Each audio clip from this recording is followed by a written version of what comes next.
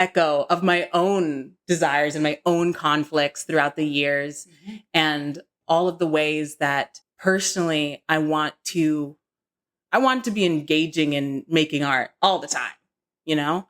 I want to be thinking about it. I want to be writing about it.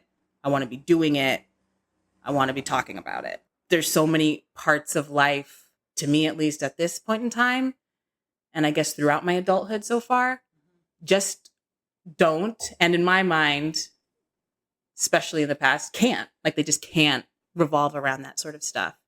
So that deep sort of, the fact that Bottom is a working man trying to realize his dream, I wanted him to win. I wanted him to get, I wanted this little burgeoning artist, however obnoxious, however profoundly unsuited to his role and to his aspirations. Like, who fucking cares? Like, I want this human being who sees, who recognizes on some level the beauty of art and the importance of beauty and art in just living in your life as a human being on this planet. Like, I want that recognition to be honored in some way, even if it's a fictional character who was written however many hundreds of years ago. So many years ago. You know?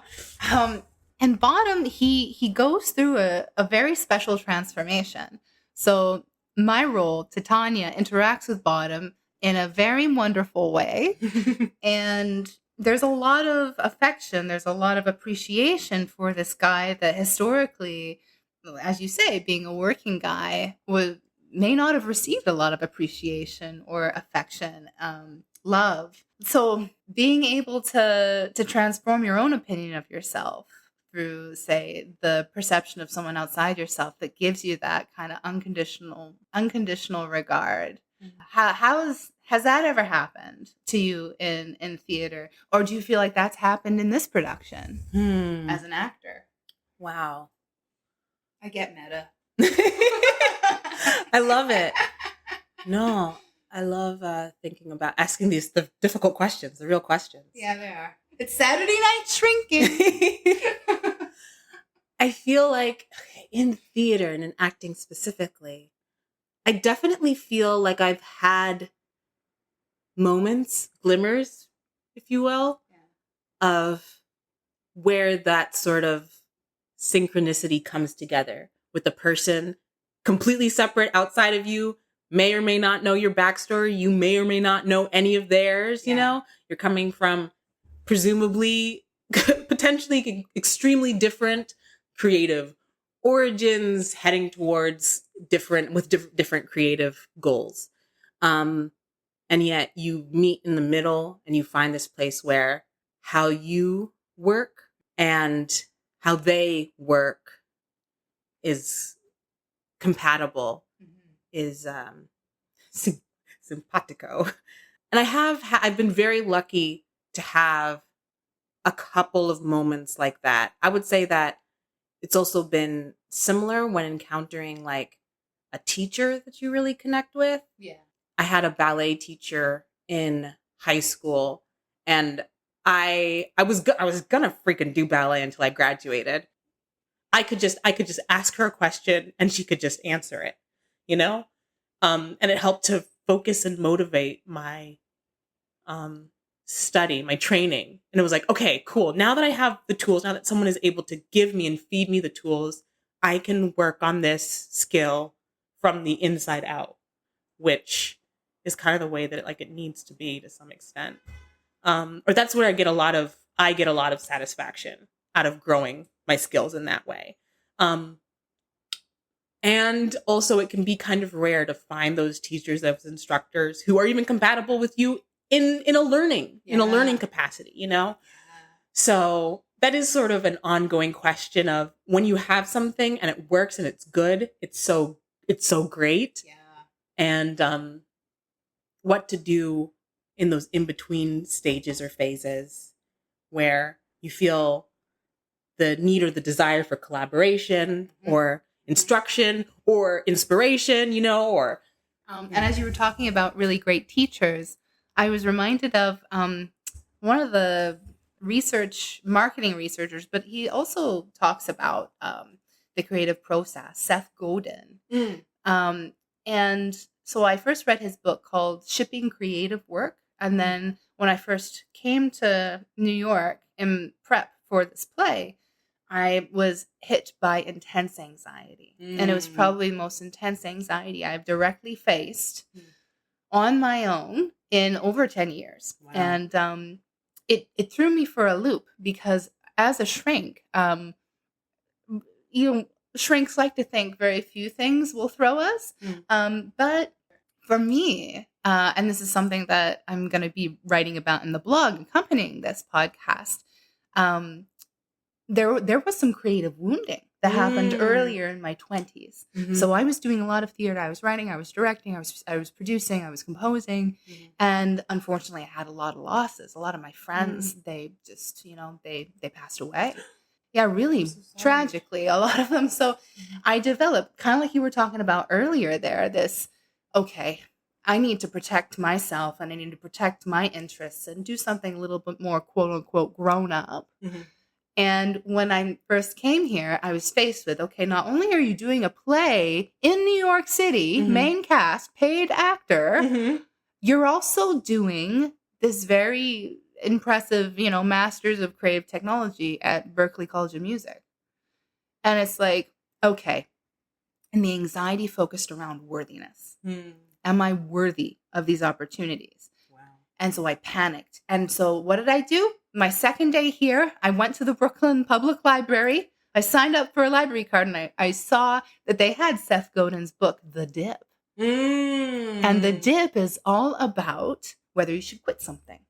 Figuring out if it makes sense to leave something and when to make that choice. And so I'm in my head, like the core of my panic was around unworthiness. And as I'm reading his stuff, he appeals to the overthinker in us all. He appeals to the person who's been hurt before, when they have represented themselves creatively to uncreative people often, or audiences. And he's like, do not quit something if you are panicking. If you are thinking of quitting something before you even start it, don't do it. Because it's just panic. And I'm like, okay, all right, okay, all right. No, that's what this is. Okay. breathe. And then when we had our read through all together, I'm just like, oh, no, I'm good. Like, this is... Yeah, I'm really good. I'm good. But often what can happen is the more creative opportunities we have that we kind of nail and we get offered more opportunities thereafter, the more we raise the bar for ourselves even higher and higher and higher and higher. And then where do we find the point of this is good enough, of contentment, of wow, I did a great job. And not get sucked into the, okay, next opportunity, next thing. Need to do this training program for the networking, for the potential job offers that can come from this. Because that kind of obsession can often feed the anxiety. So, what do you think about that?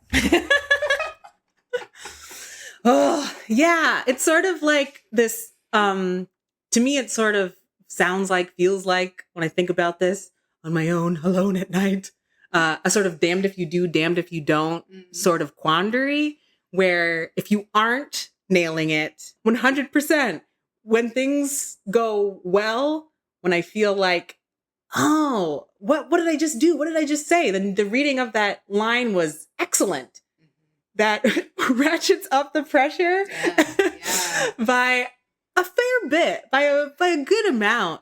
And that is sort of an ongoing question that I hope that there is some sort of closure or satisfaction to be found in it for me in somewhere in the near-ish future of when is it enough? When will I be able to enjoy the successes, anxiety, and that franticness to improve and get better, so as not to, for me, experience the shame or humiliation or anger or sadness of not being good enough, not doing good enough, and working frantically to improve, But then also when you improve and get better, you kind of know how you got there, and you kind of know all the suffering that you had to get through together. You kind of know how you talk to yourself, in that process, and the voices in your head, the people in the past, that you're trying to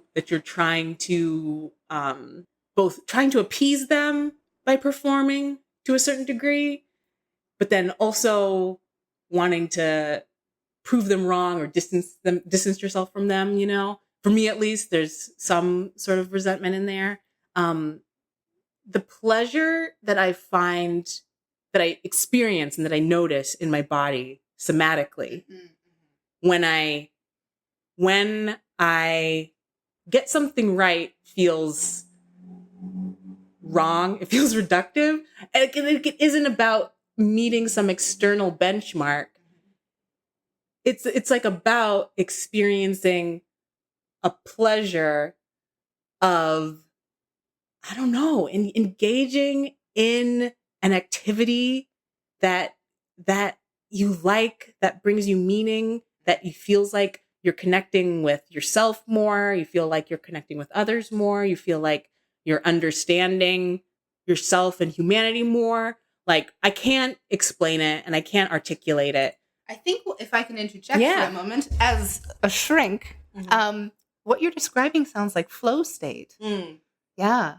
And it is an amazing kind of neurosequential response when you're doing something you enjoy, when you're feeling like you're really participating, and it doesn't necessarily even matter if it's like verbatim, picture perfect. It's about your awareness with yourself.